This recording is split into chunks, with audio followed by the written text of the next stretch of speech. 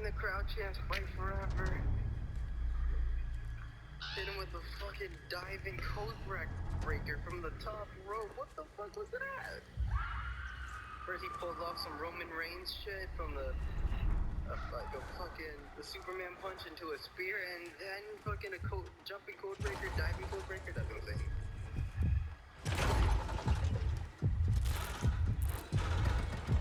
All in sync too. Now this guy's an Avengers level threat.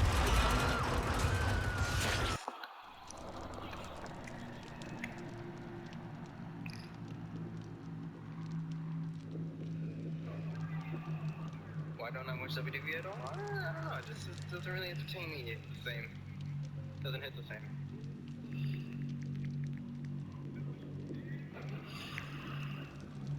Wait, what? What's going on? Who's this? Wait, what? What's going on? Who's coming out? What's up? Brandon, what's up, Brandon? What the fuck? Who was coming out? Who the hell was that? Mystery?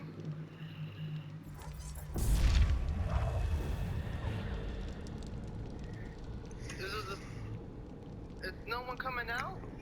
Someone just... Okay. Who is that? I don't know.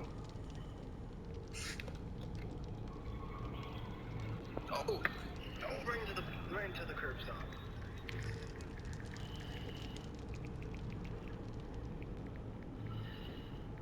Oh, and Connor Cole still. What just happened? I don't know, right?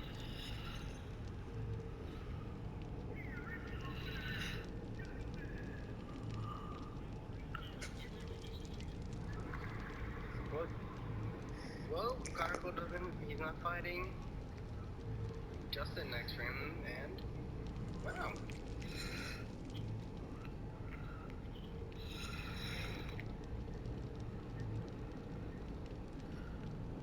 What? I have no idea who that was.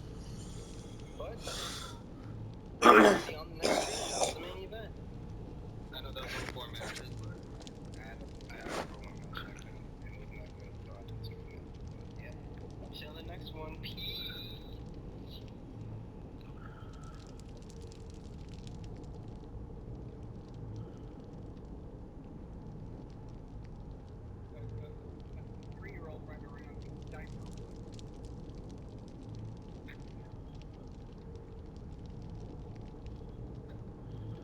Let's bring on Mark Sanchez, who has to listen to J-Mac crushing quarterback. Oh, God. I'm here defending quarterback.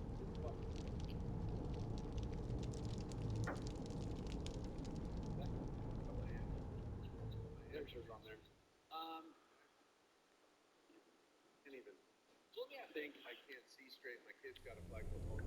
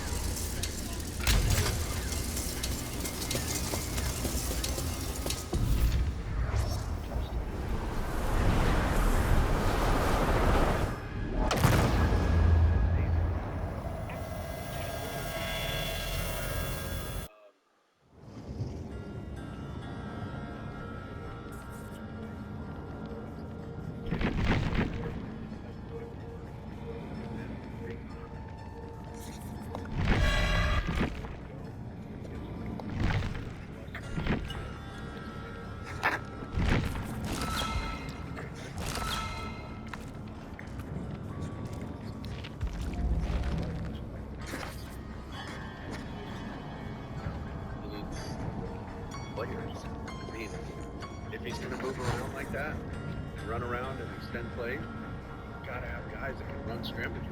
Guys who know how to get open, that Tell understand people what spacing. scramble drill is. So basically, when the play breaks down, you have to be sometimes scripted in practice and unscripted, but when the play breaks down and you roll one way or another, receivers have their original routes that are drawn on these nice, pretty sheets of paper that we get all week. But at the end of the day, it's complete the ball. And so these guys know immediately. Quarterback breaks the pocket. Okay, am I the near receiver? I got to get near the quarterback, near him. If I'm a little bit behind him, stay kind of in my lane, but get to the middle of the field, kind of in between the hash and the numbers, and start to throttle down and find the zone. If I'm deep, stay deep. Because a lot of times the deep defenders will run up to the quarterback. Boom, stay deep, throw your hand up. You might get a free cherry pick on the opposite end of the field. And then if you're on the opposite end, basically eat up some grass and make yourself used to it. You know what I mean? And it just doesn't look like it's in sync there. When Aaron Rodgers breaks the pocket, everybody knows what to do. Mahomes breaks the pocket, Josh Allen breaks the pocket. It's like, boom. All right, boys, play's over. Let's go. The second part of this play just began. And you just don't see it as much there. And you really feel for the guy because he's got amazing talent, right? I mean, we've seen it in college. We've seen it in flashes. It's just the consistency and, help around him. Yeah, I think quarterbacks are 70% of the game, coaches 30%. In college, that's probably flipped, where Saban wins with everything. Right. But I'm watching, you can see good coaching. No doubt. I'm watching the New York Giants. Oh, I mean, they have... we had that game last week. Okay, let's talk about that. I think... Unbelievable. In the offseason, there was speculation it was the league, outside of left tackle, it was the league's worst offensive line. They dominated the second half. Long drives. I watched Dable and I'm like, that is coaching. Well, one, you got to inspire these guys, right? You got to get them to trust you. And the only way to do that is to have some measured success early, right? Like, go do this, trust me, boom, it works. Just one time, you keep coming back for more. I keep going back to the well. And some of the best coaches I've been around have a way of getting you psyched for the game, but you feel calm, as if hay's in the barn. There's nothing else to worry about today. We worked our butt off all week. I'm ready to go. I want to be jumping out of my skin. I want to go jack this team up, but I also want to play within myself and play with poise. Pete was a master at that. Certain coaches have that ability. It looks like Daboll's doing that with these guys. And then, there's no secret. Who's your best player? Thank you. Saquon Barkley. Feed the guy. And sometimes I'm scratching my head. We got the Panthers this weekend. I'm like, Christian McCaffrey's your best player. For him to have less than 10 carries in a game, that's like a cardinal sin. That can't happen. Barkley is the number one. Right, so it's just, in the pass game, all your receivers are down. Okay, Saquon's our first option. He's our second option, and he's our third option. Right. I don't care. Get 26 the ball. Hand it to him. Pitch it to him. Snap it to the guy. I don't care. Get him the ball. And I can't say enough about what Daniel Jones did last week. It was incredible. The dude just stood there and took shots. Then is running around on this ankle that's probably swollen. He's all banged up, bleeding. And the dude just rushes for a first down on third down, extends drives, stands in the pocket, staring down the barrel, and just delivered strikes over the ball. I was blown away. It was his best performance by far. And I was shocked they pulled off the upset, but it's just, felt how real. are they going to keep doing it? You know, because, they have so many guys down. Like, you lose Sterling Shepard, you lose all these wideouts, right? And credit to them. And don't forget about the defense. Wink Martindale was like, but you don't think Baltimore was missing Wink Martindale? They gave up a couple 20-point leads in the fourth quarter at home, back-to-back week. They got to play him this week, so that's going to be a serious matchup. But he's turned that whole thing around as well. Russell Wilson, previous 4 years, quarterback rating over 100, one of the prettiest deep balls in the league. Like a rainbow. Oh, yeah. Now he can't throw it. He misses badly. He's underthrown. So my takeaway is, you don't go from something great to off a cliff. There's the lat issue. People think that's just, he put it out there to save himself. There's the coach issue. Could you explain the fall off a cliff on anything over 25 yards for Russell? I can't figure it out, Mark. He's one of the deadliest deep ball throwers around, you know, and they would take timely shots. They'd run it, you know, to death with Marshawn Lynch or whatever, and then you'd see this beautiful ball that looks like it got shot out of a jugs machine just land in someone's, you know, For 10 t-shirt. years. Like, yeah, and I can't quite put my finger on it. My only thing is, I think Coach Carroll made a business decision saying, okay, if this guy's going to run around, and that's what he does, and this scramble drill, which we mentioned last segment, if that's going to be our offense, and he's starting to get a little older and can't move quite as much, you don't see him making those kind of That's right. second half of the plays Yeah. and extending plays. Okay, let's cut bait, move on, and see where we go. And right now, Geno. it looks. I mean, Geno Smith. Are you kidding me? Like, I remember him coming into the league. We got his game in 2 weeks, not this Sunday, but next Sunday against the Chargers. But when he came in the league, I was like, this guy like loves him. That's what I felt when I met him. I don't know if he's like, you know. And then I'm watching the first game, and I'm like, okay, well, amazing first half, right? Like, you know, maybe he comes back down to earth a little bit, or maybe they pull the reins back a little bit, just because they know they're playing with house money at this point, and they didn't expect, right? He keeps going. He hasn't stopped. It blew my mind, but I can't say what a transition, like, I can't speak enough about the transition he's made, because I saw him as a young pup when he first walked in the building, and I was like, I don't know if that's it. Some of it takes a village. Prove me wrong. It takes a village. It absolutely does. Absolutely. And the most important voice is, you know, your head coach is very important. What Coach Carroll has done for his confidence, I mean, I can't say enough. That's right. And Seattle's shockingly competitive. And they're going to be in the right position. Now, are they better player for player than all these rosters that they're going to face? Probably not. But they're going to be in the right position. And we're going to make the routine play. Hi, everybody. Thanks for watching. Subscribe here to get the latest from the show. Also, be sure to check out more of the best clips from The Herd or go watch segments from other shows on FS1. He's got a Super Bowl ring, 10 years in the NFL, now at Fox Sports, Greg Jennings. So you watched the Bears last night. I didn't mind the play calling. I think he's got no receivers after Ronell Mooney. I don't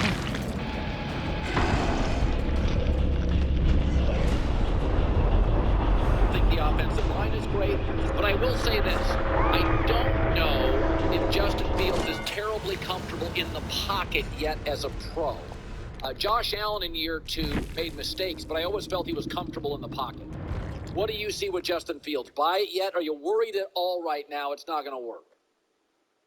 I'm not worried yet, and I agree with you. He does not look comfortable in the pocket. He looks more comfortable relying on his legs, extending plays outside of the pocket. However, when I did watch that game, I just felt like they're holding his hand a little bit too much. And what I mean by that, I was in Minnesota when Teddy Bridgewater was drafted, and he was a young guy, young rookie. Norv Turner was our offense coordinator, and there was a lot of hand-holding and a predetermined suggestion as far as where the ball should or could go, which prolonged his progression and his maturation process. What does that look like? It looks like when you get in the play call, the huddle, the play call comes in, and your coach is saying, well, the ball should go to Kyle Rudolph right here. You should have your tight end here. You should have Greg here. You should have the check down after that if you don't have anything. That's what it looks like is happening. And when you have a young guy who can't make the mistakes on his own, it prolongs the process. He's now making the mistakes of what somebody's telling him versus making his own mistakes. So he's looking for his number one guy or the guy that they're suggesting versus taking what the defense is providing him. And he missed so many opportunities last night. That's what's more concerning to me than even him not staying in the pocket. So I want to ask you a Packer question because you have been outspoken with them, but you've almost always been right. Is that some of their... I picked Minnesota to win the division. I think you did too. You get a lot of pushback. And I said, the one thing where I'll support Aaron is, in the last 4 or 5 years, could you draft a receiver in the first round once? You don't go from Favre to Aaron to another great quarterback. Like, just own the next 2 or 3 years. I think Odell Beckham kind of works the team better. You don't need a team. Have a relationship with 2 rookie guys.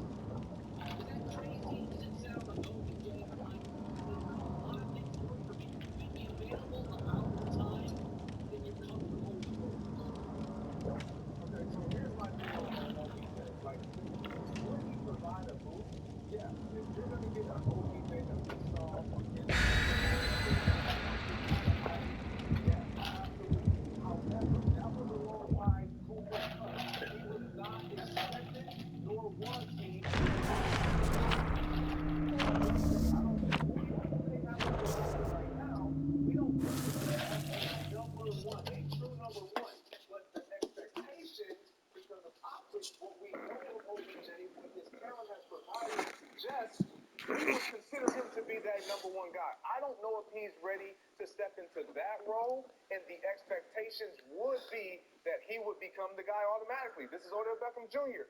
Do what you've always done, and I don't know if that's the role that would best suit him. Yeah. You know, it's funny. You went Favre to Aaron Rodgers, so you never dealt with this. But winning, even in your career with Favre and Aaron Rodgers, it's hard to go on 5 and 6 game winning streaks. Like, stuff goes wrong, right? Guys get hurt, and all of a sudden, you got Cooper Rush in there or Bailey Zappi, and it's like, let's do my blazing 5. Here we go. Ravens at Let's do my blazing 5. Here we go. Let's blaze it up. It's Collins, blazing 5. Ravens at Giants. Like it, I love it. The Ravens are one of 2 teams, Philly's the other one, that have led by at least 10 points in every game. Their offense has been spectacular. Lamar's running, he's passing. It's amazing. They don't spend much money on receivers, but they're top 5 in virtually everything. Points, yards, big plays. The Giants are coming off a 14-point comeback win against the Packers. I think they're bound to come down a little. And Daniel Jones is 29th in the league in yards per game and 27th in yards per attempt. It was a nice win against Green Bay, but I don't think Green Bay is very good, and I think Baltimore's exceptional. I think the Giants pull back. I love Baltimore in this spot, -6. Ravens win 28-20. Jets and Packers. Jets are off back-to-back wins, 2-0 on the road. I like them here, +7. Robert Saleh's defense is playing hard and with passion, but it's the rookies, these last 2 drafts. Last year's draft, the rookies